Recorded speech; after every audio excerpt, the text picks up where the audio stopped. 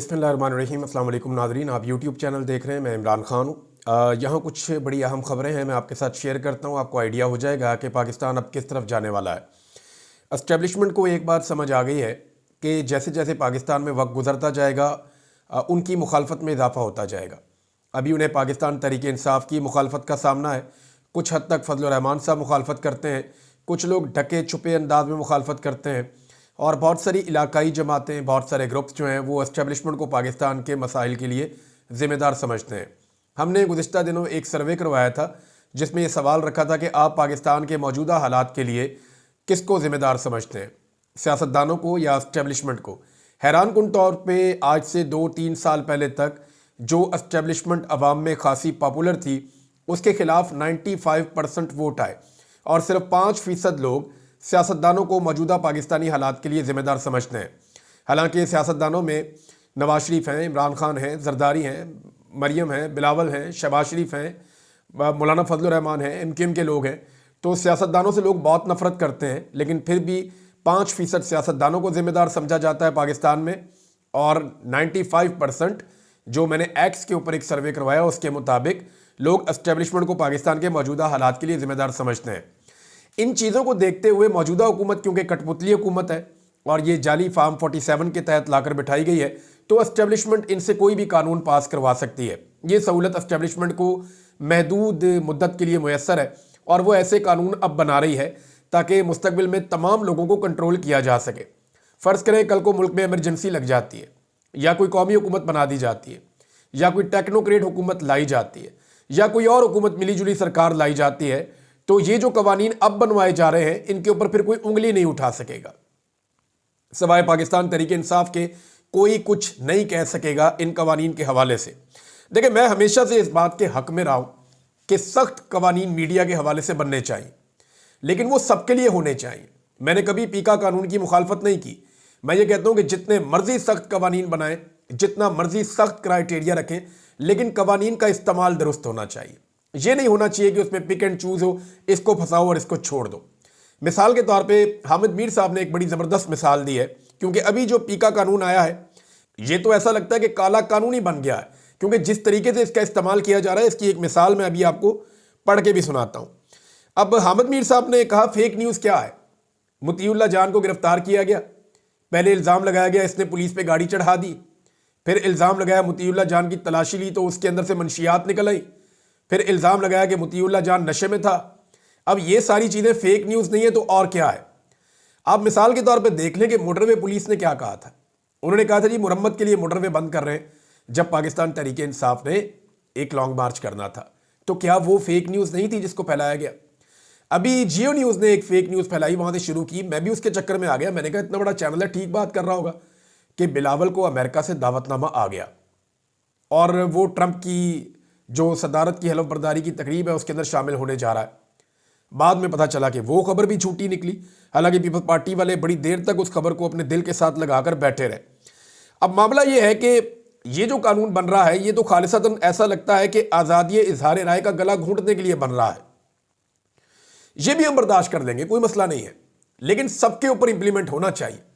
अब ये मैं मिसाल के तौर पर मैं अपनी मिसाल आपके सामने रख देता हूँ ना। सबसे आसान तो ये जो मेरे साथ हुआ, अभी 2 मुकदमे मेरे ऊपर दर्ज किए गए हैं और दोनों दफा क्या किया गया है, मैंने ट्वीट कुछ और लिखी, उस ट्वीट को बदल के उसके अंदर अल्फाज की तरमीम करके नए अल्फाज उसके अंदर शामिल करके और मेरे ऊपर मुकदमा दर्ज करवा दिया।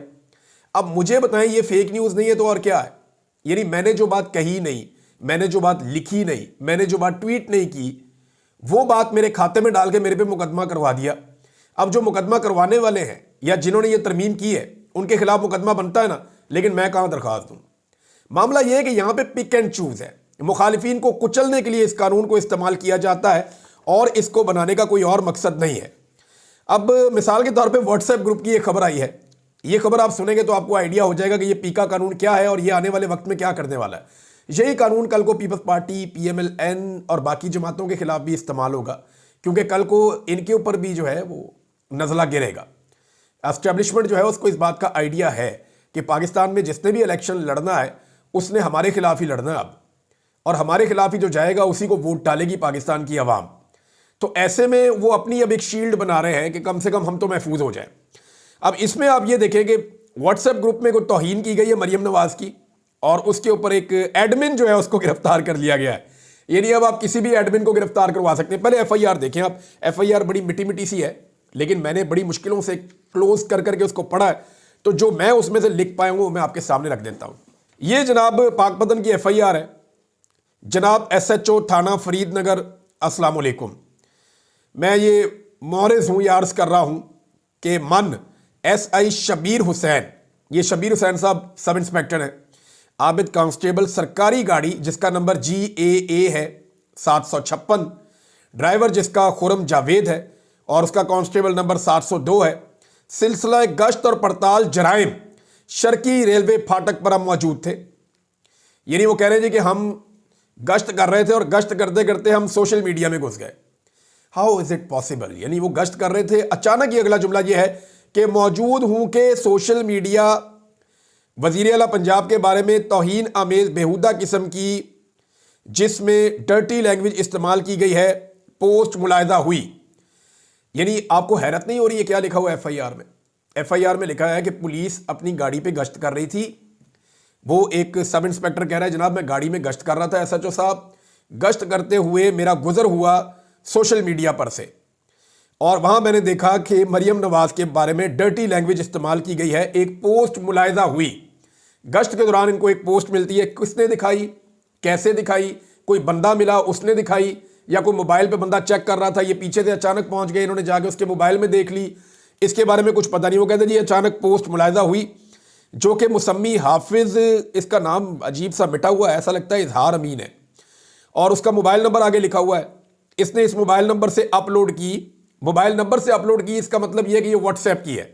मोबाइल नंबर से जो पोस्ट अपलोड होती है वो व्हाट्सएप पे अपलोड होती है, जो आती है उस पर फेसबुक पे, ट्विटर पे, बाकी जगहों पे उसमें नंबर मोबाइल का नहीं होता। अच्छा जी, अपलोड की जो कि पाकिस्तान के टाइगर्स ग्रुप में की गई। ये ग्रुप बना हुआ है पाकिस्तान के टाइगर्स व्हाट्सएप के ऊपर, उस ग्रुप के अंदर इस मोबाइल नंबर से एक पोस्ट हुई जो कि हाफिज इजहार अमीन नामी बंदे ने की है। फिर वो बताते हैं जी मज़कूरा ग्रुप का एडमिन आसिफ फरीद वल्द अब्दुल जब्बार है। इसका एड्रेस जनाब फला फला करार पाया है, और करार पाया है और यूएसबी में हमने सबूत भी हासिल कर लिया है।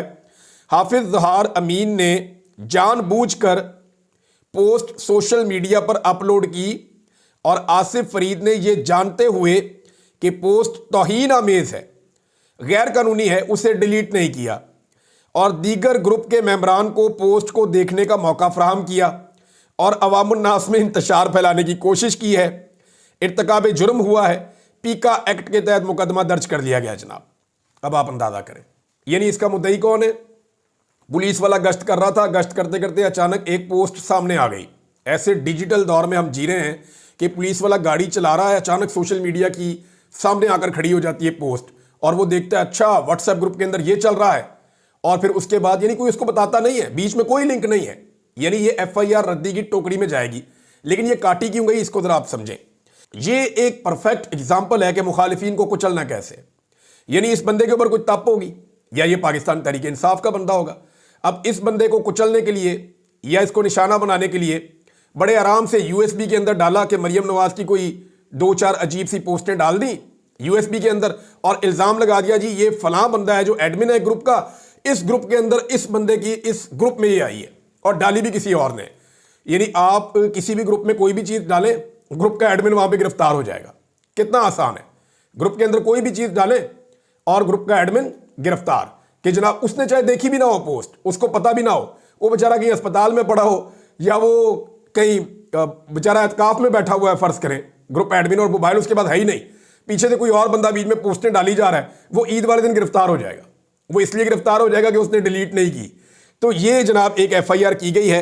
अब मुखालिफिन को कैसे कुचला जाएगा इसका आप अंदाजा लगा सकते हैं। आज़ादी इजहार राय पाकिस्तान के अंदर तकरीबन खत्म हो गया है। ये ऐसा लगता है कि डिक्टेटर का ज़ियाउल हक का दौर भी ऐसा नहीं था जो लोग बताते हैं।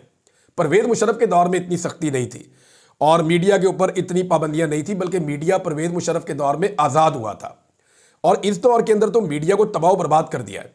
और ये सारा काम एस्टेब्लिशमेंट ले रही है अपनी अर्दली हुकूमत से, और अर्दली हुकूमत वो काम करती चली जा रही है, करती चली जा रही है। इनको पता भी नहीं चलेगा, कल को यही डंडा इनके सर पे पड़ेगा। और आप अंदाजा करें इनकी सोच का कि मरियम नवाज के एक नून लीगी एमपीए है और ये खातून है जिससे टिकटॉकर वज़ीर आला हाथ मिलाना भी पसंद नहीं करती। मैंने कुछ वीडियोस देखी हैं। अब ये कहती है जी नहीं मैदर पंजूथा, वो एक लड़ाई होगी उनकी नून लीगी बंदे के साथ, हाथापाई तक मामला नहीं जाना चाहिए और ना ही किसी को किसी की भी निजी जिंदगी में जाना चाहिए।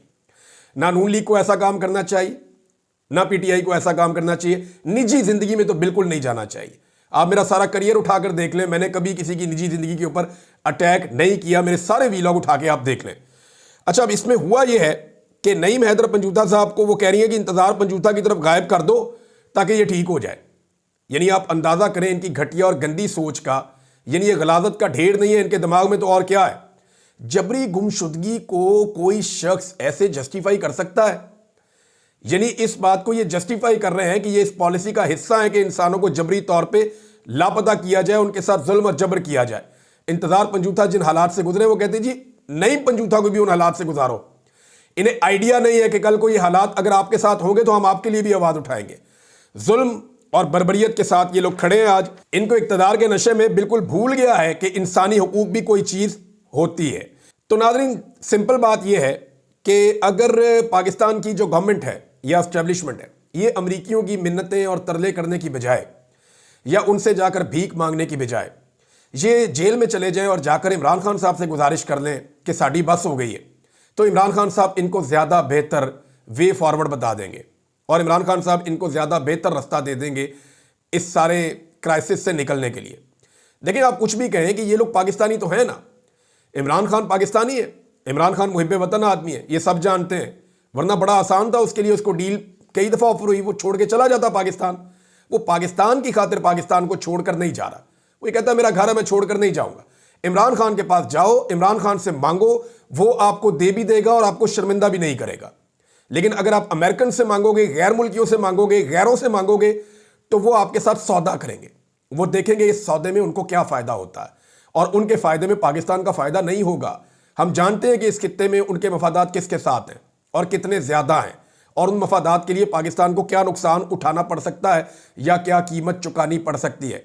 लिहाजा इमरान खान के पास जाएं जेल में, उसमें सबकी इज्जत भी रह जाएगी और पाकिस्तान की भलाई भी होगी। लेकिन अगर यही जिद करनी है कि हमने अमरीकियों के आगे, मगरब के आगे घुटने टेक देने हैं और उनकी हर बात मान लेनी है, लेकिन इमरान खान के साथ बात नहीं करनी, तो याद रखें अपने अवाम के सामने सरेंडर करेंगे तो अवाम आपको इज्जत देंगे। अगर किसी और के सामने जाकर घुटने टेकेंगे तो वो आपको जलील और रुसवा करेंगे और ये आप होता हुआ देखेंगे अगर आपने अपने मामलात पाकिस्तान के अंदर खुद हल ना किए तो। मुझे तो नाज़रीन ये जो कानून जिस तरह के बन रहे हैं ना पाकिस्तान में, इनको देखकर ना एक दौर याद आता है डिक्टेटर्स का। ज़िया-उल-हक का दौर हो या मुशर्रफ का दौर हो, हम देखते थे दुकानों में, ख़ास तौर पे जो हज्जामों की दुकानें होती थी जहाँ आप कटिंग करवाने के लिए जाते हैं, या होटलों में या रेस्टोरेंट में, वहाँ एक ना छोटी सी तहरीर मिल जाती थी। वो बाज़ारों में बुक स्टॉल्स के ऊपर पड़ी हुई होती थी, वहाँ से लेके स्टिकर लगा देते थे कि सियासी गुफ्तगू से परहेज़ करें या सियासी गुफ्तगू मना है। यानी डिक्टेटर्स के दौर में सियासी गुफ्तगू मना होती थी। अब आप सियासी गुफ्तगू कर ही नहीं सकते। वो भी व्हाट्सएप के अंदर लोगों की प्राइवेट चैट होती है, एक ग्रुप के अंदर 10 लोग हैं, 20 लोग हैं, वो जो मर्जी चैट करें, वो आपस में बात कर रहे हैं। ये उसको उन्होंने सोशल तो नहीं किया, पूरी दुनिया में तो नहीं फैलाया। अब उसकी बुनियाद के ऊपर भी लोगों के ऊपर मुकदमा दर्ज हो रहे हैं। मुझे तो हैरत होती है ये पाकिस्तान को लेकर किस तरफ जाना चाहते हैं। ये कल को हाथ लगा लगा कर रोएंगे जो लोग आजकल खुश हो रहे हैं ना इस तरह के कानून बनाकर। आप देखेंगे इनके साथ होगा क्या। पाकिस्तान तहरीक इंसाफ ने यह क्लेम किया है, रऊफ हसन साहब ने, कि रीथिंकिंग प्रोसेस चल रहा है इस वक्त। यानी उन्हें यह लगता है, जो मैं अभी बात कर रहा था, कि इमरान खान से बात करें तो ज़्यादा बेहतर है, अमेरिका को और मगरब को भूल जाएं और उसके दबाव को भी अपने दिमाग से निकाल दें। इमरान खान के दिमाग में भी ये बात नहीं है कि वो मगरब की ताकत से वापस आएगा, वो भी अवामी ताकत से और इंसाफ की ताकत से वापस आना चाहता है। तो आप उसका भी कॉन्फिडेंस रहने दें, अवाम का भी कॉन्फिडेंस सिस्टम पे रहने दें और ख़ुद भी बैठकर मामला हल कर दें, तो ये ज़्यादा बेहतर है। अब रीथिंकिंग प्रोसेस चल रहा है, उसकी एक निशानी ये है कि नून लीग के अंदर बड़ी खलबली मची हुई है। मैं आपको नून लीग और पीपल्स पार्टी की मिसाल दे देता हूँ। जिस वक्त आप ये देखेंगे ना कि पीपल्स पार्टी गुस्से में आ रही है या अग्रेसिव हो रही है, बढ़के मार रही है बिला वजह, तो आप समझ जाइएगा कि पीपल्स पार्टी अब मुश्किल में है या उन्हें लगता है कि मुश्किल वक्त आने वाला है। पीपल्स पार्टी जैसे ही मुश्किल में आने लगती है तो ये बढ़के मारना शुरू कर देते हैं। अच्छा, नून लीग जैसे ही मुश्किल में आने लगती है ना तो ये गलतियां शुरू कर देते हैं। ये घबराहट में जैसे ही आते हैं तो गलतियां शुरू कर देते हैं। और पाकिस्तान की एस्टेब्लिशमेंट कभी भी मुश्किल में नहीं आती, वो दूसरों को मुश्किल में डाल देती है, तो ये मुश्किल भी बेचारे सियासतदानों पे पड़ जाएगी। एस्टेब्लिशमेंट इस मरतबा भी अपने आप को बचाने की पूरी कोशिश करेगी। नाज़रीन, 26वीं आईनी तरमीम का मामला जो है वो इस वक्त सुप्रीम कोर्ट ऑफ पाकिस्तान में है, लेकिन आईनी बेंच के सामने इस मामले को जब लगाया गया तो उस पर बहुत सारे तहफ़्फ़ुज़ात हैं।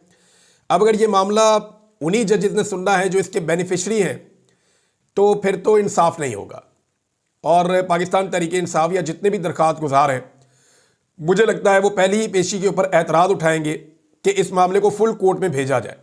सबसे पहले इस बेंच को इस बात का फैसला करना पड़ेगा कि इस अहम तरीन मामले को, जो 26वीं आईनी तरमीम से मुताल्लिक है, क्योंकि ये आईनी बेंच बनने से पहले का केस दायर किया गया है, ये जो दरख्वास्त दायर की गई है, अपील दायर की गई है, ये आईनी बेंच बनने से पहले दायर की गई है, लिहाजा इसको फुल कोर्ट के सामने भेजा जाए। ये मुतालबा इतने ज़ोरदार तरीके से आएगा और इतने ज़ोरदार तरीके से पूरे मुल्क में होगा कि ये मुश्किल हो जाएगा कि आईनी बेंच ही इस मामले को सुने। अब देखते हैं होता क्या है, लेकिन 26वीं आईनी तरमीम के नतीजे में जिस तरह से जजों को लगाया जा रहा है ना, अब मुझे ऐसा लगता है कि या तो कोई इनकलाब ही आएगा और इन जजेस को भी पीसीओ जजेस की तरह फारिग करना पड़ेगा, वरना अदलिया का हुलिया जितना बिगाड़ रहे हैं ना ये पूरा निज़ाम मिलके, वो ऐसा लगता है कि अगले 15 से 20 साल तक के लिए इन चीज़ों से या इन तैनातियों से अदलिया के ऊपर बड़े गहरे असरात होंगे। अब सिंध हाई कोर्ट के अंदर और इस्लामाबाद हाई कोर्ट के अंदर जो जजेस लगाए गए हैं उनके ऊपर सवालात उठ रहे हैं। अब पीपल्स पार्टी की तरफ से एक जज ने इलेक्शन लड़ा हुआ है सिंध में जो लगाए गए हैं, ये उमर दराज गोंदल साहब खबर दे रहे थे। उन्होंने ये भी बताया कि एक मुस्लिम लीग नून के रहनुमा है, उनका बेटा भी एक जो है वो जज लगा दिया गया है सिंध हाई कोर्ट में। अब इस तरह जो जजेस लगेंगे जिनकी शोहरत के बारे से या उनकी जानिबदारी के बारे में पहले से मार्केट में खबरें मौजूद हैं, या वकला या जो वकला तंजीमें हैं या जो सहाफ़ी हैं वो इस बारे में जानते हैं, तो फिर इंसाफ के इम्कानात जो हैं उनके ऊपर सवालात उठेंगे। नाज़रीन, आज़म सवाती साहब के हवाले से खबर है, इसमें एक जो स्टेटमेंट है वो आमिर डोगर साहब ने दिया। आमिर डोगर साहब ने कहा कि मेरी रावलपिंडी की खुसूसी अदालत में आज़म सवाती साहब से मुलाकात हुई और मैंने वहाँ इंतहाई दर्दनाक मंजर देखे हैं। जो हमारे कारकुनों के साथ हो रहा है ऐसा जंगी कैदियों के साथ भी नहीं किया जाता। आज़म सवाती साहब जो हैं वो कई महीनों से जेल में कैद है, उनका अभी थोड़े दिनों में दोबारा केस लगने वाला है। पाकिस्तान तहरीक इंसाफ के रहनुमा वहाँ पे ज़्यादा जाते भी नहीं हैं उनको सपोर्ट करने के लिए, हालांकि वो एक बुज़ुर्ग रहनुमा है, उन्होंने इस उम्र के अंदर बहुत कुर्बानी दी है। लेकिन आज़म सवाती साहब के साथ हुआ क्या, ये आज़म सवाती साहब भी अच्छी तरह जानते हैं और इमरान खान साहब भी अच्छी तरह जानते हैं। वक्त आने पे ये सारी चीज़ें खुल जाएंगी। मैं सिर्फ इतना आपको कह दूँ आज़म सवाती साहब के बारे में कि अपने ही गिराते हैं नशे मन पे बिजलियाँ। ये बात अगर किसी पे आज की तारीख में सच्ची और सही साबित हो रही है तो वो जनाब आज़म सवाती साहब हैं। मुस्लिम लीग नून के सहाफ़ी हों या बाकी लोग हों, वो भी अब ये मानना शुरू हो गए हैं रफ्ता रफ्ता कि ये जो कुछ भी हुआ है अलकादर यूनिवर्सिटी केस में, ये केस अब हाई कोर्ट के अंदर टिकेगा नहीं। सारा का सारा इन्हिसार इस बात पे है कि मलिक रियाज की गवाही आ जाए। मलिक रियाज ने बिल्कुल कैटेगोरिकली कह दिया है कि वो किसी किस्म की गवाही नहीं देंगे। अब पाकिस्तान में पहली मरतबा रियासत ने मलिक रियाज के ऊपर अटैक किया है। मेरे चंद सवालात हैं कि मलिक रियाज करप्ट हैं, बेईमान हैं, इसके बारे में रियासत को अभी पता चला जब उसने इमरान खान के खिलाफ गवाही नहीं दी। जब मलिक रियाज ने जरदारी के खिलाफ गवाही देने से इनकार किया तब रियासत को नहीं पता चला। जब मलिक रियाज ने नवाज शरीफ के खिलाफ और बाकी लोगों के खिलाफ गवाही देने से इनकार किया रियासत को तब पता नहीं चला। जब मलिक रियाज के पास से रिटायर्ड जर्नैल नौकरियां करने जाते थे, रिटायर्ड ब्यूरोक्रेट नौकरियां करने जाते थे, तब रियासत को पता नहीं चला। जब मलिक रियाज कई कई मिनट के इश्तिहारात टीवी चैनल्स को दे रहा था तब रियासत को पता नहीं चला। जब रियासती इदारे मलिक रियाज से चैरिटी के नाम के ऊपर बेशुमार काम ले रहे थे तब रियासत को पता नहीं चला। अब अचानक से दो चीज़ें हुई हैं। एक तो मलिक रियाज ने जिद पूरी नहीं की, उसने कहा जी मैं गवाही नहीं देता, झूठी गवाही मैंने नहीं देनी। और दूसरी चीज़ ये हुई है कि जो रियल स्टेट माफिया है पाकिस्तान में, माफिया इसलिए इसको कहूँगा कि इन्होंने पाकिस्तान का नक्शा ही बदल दिया है। बेशुमार ज़मीनें हैं जहाँ पे हरियाली होती थी, जंगल हो सकता था, जहाँ पे नेचर थी, उन सारों को तबाह करके वहाँ सोसाइटियाँ बना दी हैं और आधी से ज़्यादा सोसाइटियाँ अभी भी खाली पड़ी हैं, प्लाटों का कारोबार हो रहा है। तो रियल स्टेट माफिया के कारोबार को धचका लगा है मलिक रियाज के पाकिस्तान से बाहर कारोबार शुरू करने की वजह से। तो सोने की जो अंडे देने वाली मुर्गी है वो इनके हाथ से निकल गई है। तो ये दो वजूहात हैं जिस बिना पे आजकल मलिक रियाज के ऊपर वो लोग भी उछल कूद कर रहे हैं जिन्होंने सारी ज़िंदगी मलिक रियाज का नाम लेने की कभी जुर्रत नहीं की थी। तो नाज़रीन, अब तक के लिए इतना ही। अपना ख्याल रखिएगा, अपने इस चैनल का भी। अल्लाह हाफ़िज़।